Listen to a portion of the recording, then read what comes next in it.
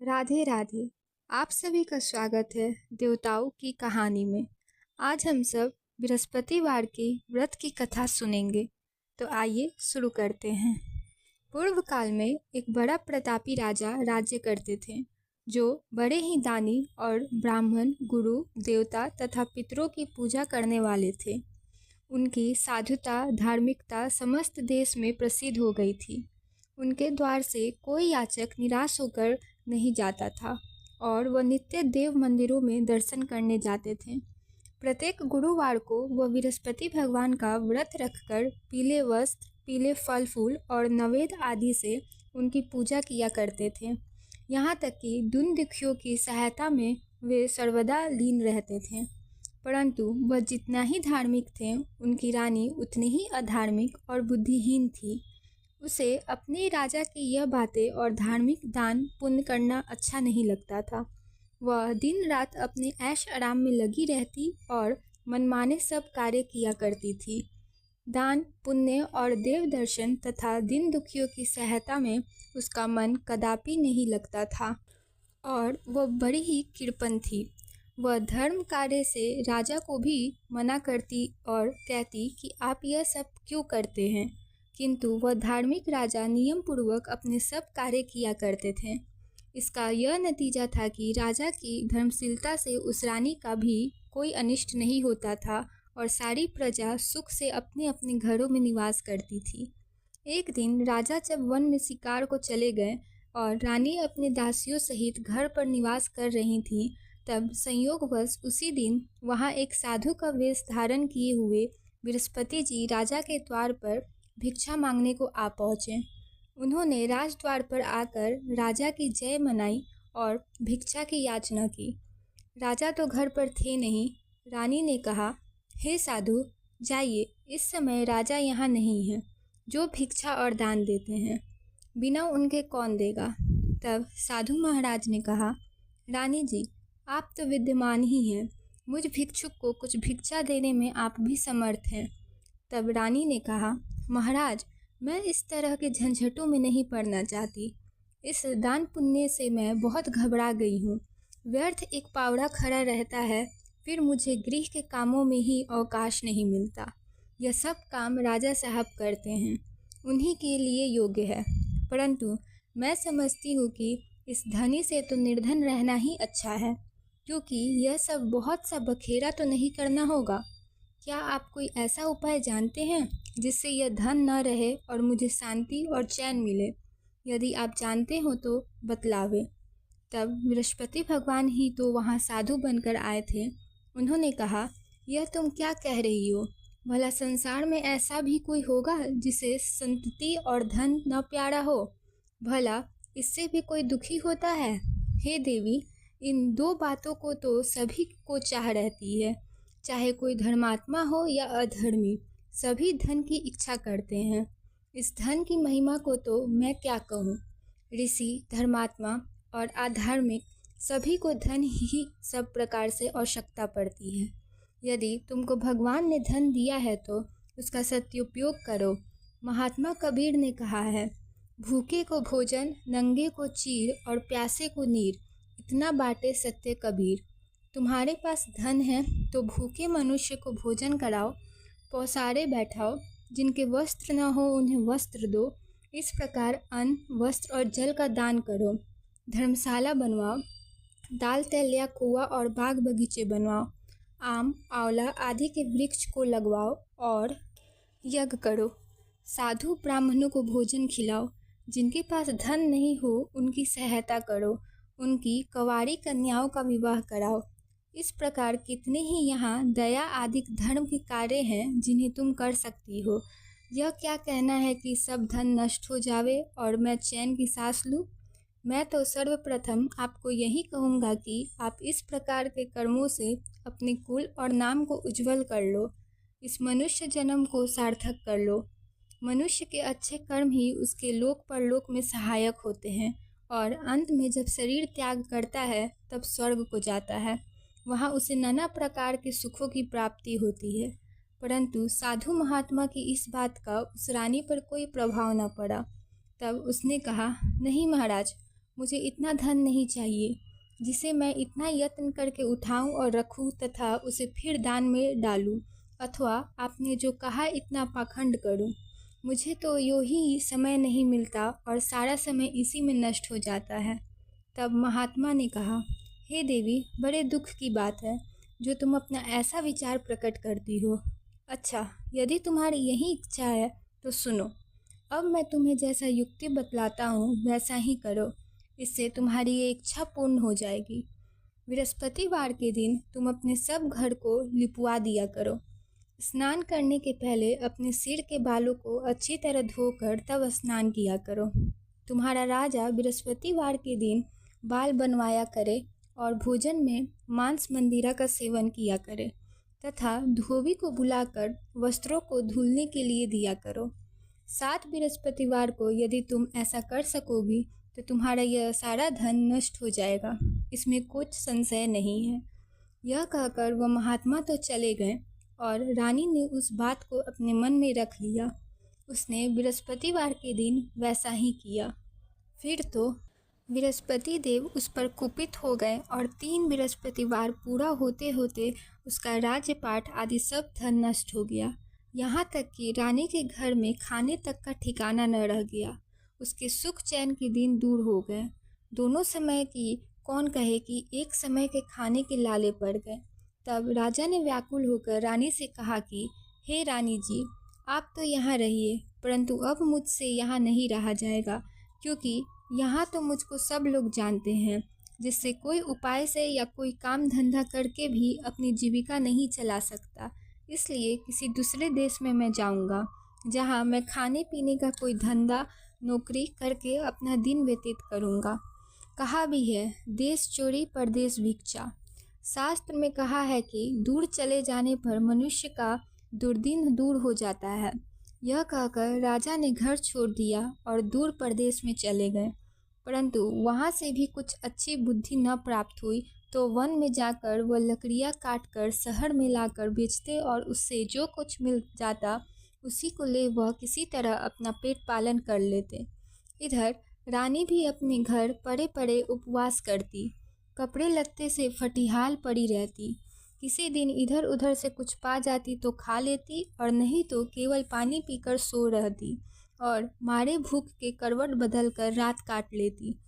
इस प्रकार उसकी यह दशा हो गई कि कई दिन तक उसे खाने को कुछ नहीं मिला और मारे भूख के दम घुटने लगा। तब उसने अपनी एक दासी को बुलाकर कहा, तुम हमारी पुरानी दासी हो, इस समय तुम हमारी इतनी सहायता करो कि हमारी बहन ने यहाँ जाकर उससे हमारा दुख कहकर हमारे लिए सहायता में कुछ अन्न मांग लाओ। हमारी बहन नेक और धनवान है, वह अवश्य ही हमारी सहायता करेगी। यदि वह कुछ सहायता कर देती तो हमारे कुछ दिन खाने को हो जाता, और नहीं तो 10-5 सेर बेझर ही मांग लाना। दासी उसकी बहन के घर गई। जिस समय वह दासी उसकी बहन के पास पहुंची, उस समय वह बृहस्पति जी का व्रत किए कथा सुनने को बैठी थी। उसने उसी समय कहा कि हे रानी, मैं आपकी बहन के पास से आई हूँ। आपकी बहन इस समय बड़े कष्ट में हैं, आप उनकी कुछ सहायता करें, और नहीं तो 10-5 सेर भेजर ही उनके लिए दे देवें तो कुछ दिन कट जाएंगे। दासी ने कई बार कहा, परंतु रानी ने ध्यान न दिया और कुछ न बोली, क्योंकि वह मौन भाव में एकाग्रचित होकर बृहस्पति भगवान की कथा सुनने में लीन थी। जब रानी कुछ न बोली तो वह मन में उदास हो अपने घर को लौट उस रानी के पास चली आई जिसने उसे भेजा था, और आकर रानी से कहा कि आपकी बहन तो बड़ी घमंडी है, वह सहायता और बेझर क्या देती, उसने तो मुँह से एक बात भी न कही। उसे सुन रानी ने कहा, यह उसका दोष नहीं है, यह सब अपने बुरे दिन की बात है। जब बुरे दिन आते हैं तब तृण भी पहाड़ बन जाता है और मित्र भी शत्रु हो जाते हैं, तथा कोई भी उस दुखी का साथ नहीं देता। इधर तो यह बात हुई। उधर जब वह रानी बृहस्पति जी की कथा सुनकर उठी तो उसे ख्याल हुआ कि मेरी बहन की दासी आई थी और व्रत की कथा सुनने में मैंने उससे कुछ बात भी नहीं की। इस बात को विचार कर वह किंचित शांत रही और भाव भक्ति से पूर्ण सप्रेम विष्णु जी का पूजन किया। उसने भगवान की पूजा की। विसर्जन कर वह सीधे अपनी बहन के घर गई और कहा कि हे बहन, तुम्हारी दासी मेरे पास गई थी, परंतु मैं बृहस्पति भगवान का व्रत किए बैठी थी और मौन भाव से कथा सुन रही थी। उस कथा में जब तक कथा पूरी न हो जाए बोला नहीं जाता और न वहाँ से उठा ही जाता है। इस कारण वह लौट आई और कहा, बहन, उसे आपने मेरे पास किस लिए भेजा था? तब रानी ने बोला, बहन, मेरे पास अन्न नहीं था। तुम तो जानती हो कि इधर हमारे घर की दशा बड़ी शोचनीय हो गई है, इसलिए मैंने दासी को तुम्हारे पास 5 सेर भेजर लेने को भेजा था, परंतु वह खाली हाथ लौट आई। मैंने सोचा कि तुम किसी काम में फंसी होगी, जिससे दासी को यूं ही लौटा दिया होगा। तब रानी बोली, नहीं बहन, उसने तो मुझसे कुछ नहीं कहा था, परंतु यह क्या बात है? मैं तो समझती हूँ कि तुम्हारे घर में ही बेझर मौजूद है। तुम अपने घर में जाकर फिर देखो। अपनी बहन के ऐसा कहने पर रानी ने जब घर में जाकर देखा तो बेझर से भरा हुआ एक घड़ा मिल गया। अब तो वह रानी और बांदी बहुत ही खुश हुई। तब बांदी ने कहा, हे रानी, यूँ तो भोजन के अभाव से हम लोग नित्य ही व्रत करते हैं, इसलिए मेरी समझ में यह आता है कि यदि हम लोग इनसे व्रत विधि और कथा पूछ ले और किया करे तो कोई हानि नहीं है। तब रानी ने कहा, कोई हानि नहीं है, अवश्य पूछ लिया जाए। रानी ने अपनी बहन के समीप बैठकर पूछा, हे बहन, बृहस्पति जी के व्रत का क्या विधान है और वह व्रत कैसे किया जाता है? उस धार्मिक रानी ने तब कहा, बहन, बृहस्पति भगवान की कथा में कोई विशेष झंझट नहीं करनी पड़ती। केवल चने की दाल और मुनक्का से विष्णु भगवान का केले की जड़ में पूजन करना चाहिए तथा वहाँ दीप दान भी करे, अर्थात दीपक जलावे। उस दिन पीला भोजन करे और कहानी सुने। ऐसा करने से गुरु बृहस्पति जी प्रसन्न होते हैं। उनकी प्रसन्नता से अन्न, धन और पुत्र की प्राप्ति होती है तथा मनुष्य की सब कामनाएं पूर्ण हो जाती हैं। यह सुनकर उस रानी और दासी दोनों ने निश्चय किया कि बृहस्पति जी का व्रत अवश्य करेंगे। जब 7 दिन के बाद बृहस्पति का दिन आया तो उन दोनों ने व्रत किया। तब चना और गुड़ कहाँ मिले, इसके लिए उन्होंने घुड़साल में प्रवेश किया और वहाँ से जाकर चना और गुड़ बीन कर ले आईं और उसे चने की दाल बनाकर गुड़ सहित जाकर केले की जड़ में विष्णु भगवान की पूजा की। इस प्रकार उन्होंने व्रत कर लिया, परंतु पीला भोजन कहाँ से प्राप्त हो? तब बिचारी रानी और दासी दोनों ही बड़ी दुखित हुईं, परंतु व्रत के प्रभाव से भगवान बृहस्पति तो बड़े प्रसन्न थे, इसलिए थालों में पीला भोजन लिए भगवान स्वयं उपस्थित हुए और दासी को देकर बोले, यह तुम्हें और तुम्हारी रानी दोनों के लिए है, अब इसी को भोजन करना। दासी प्रसन्न हो वह भोजन रानी के पास ले गई और सब बातें कहकर भोजन लिया। बांदी और रानी दोनों ने बड़ी प्रसन्नता से भोजन किया। फिर तो वह हर बृहस्पतिवार को व्रत रखती और देवगुरु बृहस्पति के लिए भगवान विष्णु की पूजा करती। इस पूजा से फिर वह रानी हो गई। उसके घर में जयो की तयो सारी संपदा भर गई और दासी भी बड़ी धनवान हो गई। परंतु ब्रह्मा के लेख और कर्म की रेखा को मिटाना बड़ा कठिन होता है। रानी फिर से आलसी हो गई। तब दासी ने कहा, देखो रानी, तुम पहले भी इसी प्रकार आलस्य करती थी, जिससे सब कुछ नष्ट हो गया। बहुत परिश्रम के बाद तुम्हारे ये सुदिन लौटे हैं। अब फिर वही आलस्य न करो। दिन जनों को दान देकर सब पुण्य कर्म करो। भूखे को भोजन कर और प्यासों को पानी दो। पौसारे बिठाओ। ब्राह्मणों को दान, मान, सम्मान और भोजन दो। रानी ने फिर खूब सुकर्म किया। उसका यश फैल गया। वह अपने पति राजा के लिए चिंता में पड़ गई कि राजा कैसे होंगे। उसने गुरु बृहस्पति जी से राजा के मिलने की प्रार्थना की। तब भगवान ने रात्रि में राजा को स्वप्न दिया। राजा प्रातःकाल होते ही अपने देश को चले। मार्ग में उनकी बृहस्पति जी से भेंट भी हो गई। उन्होंने राजा से अपना व्रत करने को कहा। व्रत में चने की दाल, गुड़ और केले के वृक्ष में भगवान विष्णु की पूजा करने को कहा। तब राजा ने कहा, मैं तो लकड़हारे का काम करता हूँ, इतना पैसा कहाँ पाऊँगा जो यह सब विधि विधान से करूँगा। साधु के वेश में आए बृहस्पति जी ने कहा, अगले बृहस्पतिवार को व्रत करके तुम देखो तो सही, तुमको रोज से दुगुना धन मिलेगा। अब वो राजा जो लकड़हारे का कार्य करके अपनी जीविका चलाते थे और साधु महात्मा के कथन से जब बृहस्पतिवार के व्रत किया करते थे, उसके लकड़ी के व्यापार में दूना चौगुना लाभ होने लगा। परंतु किसी एक दो बृहस्पतिवार का व्रत उसने नहीं किया तो गुरु बृहस्पति की नाराजगी से उन्हें बड़ा कष्ट हुआ। एक दिन उस नगर के राजा ने यज्ञ किया जिसमें उसने यह घोषणा कर दी कि कोई मनुष्य अपने घर भोजन न करे, न अग्नि जलावे, सभी मेरे घर आकर भोजन करें। जो इस आज्ञा का पालन नहीं करेगा उसे फांसी पर लटका दिया जाएगा। राजा की आज्ञा से सभी भोजन करने गए। यही एक लकड़हारा कुछ देर से पहुंचा, इसलिए राजा अपने घर लिया गए और जब भोजन करा रहे थे तो रानी की दृष्टि खूंटी पर पड़ी जिस पर 9 लकड़हार लटका हुआ था, वह न दिखा। तब रानी ने सोचा कि इसी मनुष्य ने हार चुरा लिया है। फिर उसी समय उसको जेलखाने में डाल दिया गया।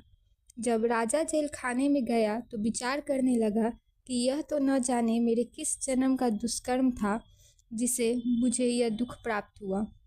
उसी समय बृहस्पति जी साधु के वेश में उसके समक्ष आए और कहा कि तुमने बृहस्पति जी का व्रत नहीं किया, इसी से तुमको यह दुख प्राप्त हुआ है।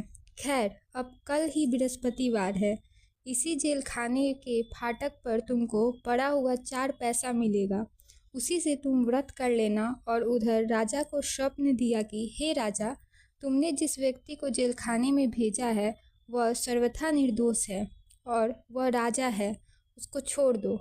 रानी का हार खूंटी पर है, यदि नहीं छोड़ेगा तो तुम्हारा राज्य नष्ट हो जाएगा। राजा ने स्वप्न देखकर सवेरे उठकर देखा तो हार खूंटी पर दिखाई दिया। उसे देखकर राजा ने प्रसन्न होकर लकड़हारे को बुलाकर क्षमा मांगी तथा उसे राजा के योग्य सुंदर वस्त्र भूषण देकर विदा किया। राजा अपने नगर को चला गया। जब वहां पहुंचा तो क्या देखता है कि अब तो यहाँ सब सुख छाया हुआ है। चलते चलते वह घर पर आए। यहाँ रानी ने राजा के स्वागत करते पहले से ही बांदी को द्वार पर भेज दिया था। बांदी बड़े स्वागत से राजा को महल में लिवाई गई। राजा ने क्रोध हो रानी से पूछा, यह धन वैभव तुमको किस प्रकार मिल गया? तब उसने कहा, यह सब गुरु बृहस्पति जी के व्रत करने की महिमा है। तब राजा ने कहा, बड़ी अच्छी बात है, अब मैं भी यह व्रत नियम पूर्वक करूँगा। और यहाँ तक कि सर्वदा राजा के दुपट्टे में चने की दाल बंधी रहती थी और दिन में 3 बार गुरु महाराज की कहानी कहा करते थे।